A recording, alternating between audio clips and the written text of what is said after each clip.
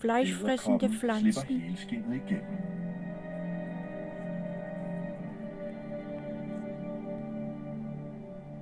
For fælden klapper ikke, før der kommer et dyr, der ikke bevæger sig så forsigtigt.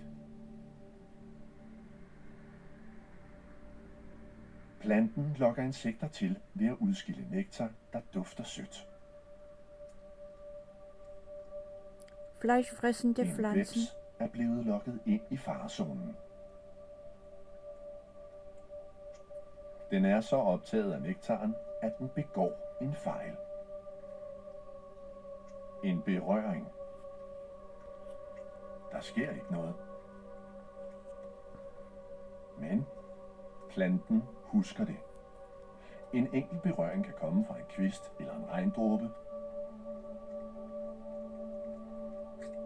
Men hvis der kommer en berøring til inden for 20 sekunder, er det et bytte.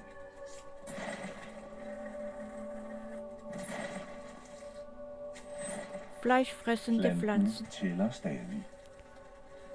Fælden er ikke helt lukket endnu, så mindre bytte, der ikke er besværet af vejr, kan smutte ud. Men når et større insekt kæmper for at slippe fri og har rørt triggerhårene 5 gange, lukker fælden helt. Den bliver fyldt med en enzymholdig fordøjelsesvæske, og så er insektet dødsens.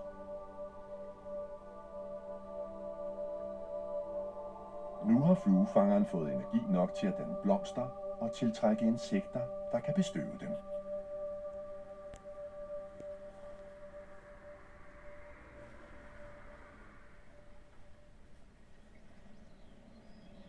Stort set alle landplanter bliver bestøvet af blæst eller insekter.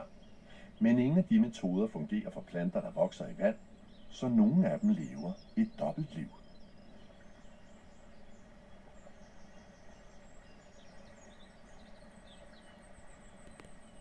Den her kalkstrøm i Sydengland er fuld af nogle planter, der er karakteristiske for den slags vandløb. Plantens navn er penselvandranunkel.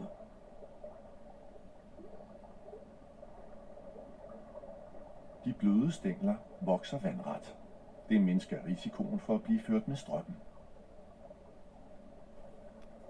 Men om foråret, når vandranunklen skal blomstre, danner den en helt anden slags stængel. En stængel, der er så stiv, at den ikke bøjer i strømmen, og som løfter blomsterne op i luften over vandet.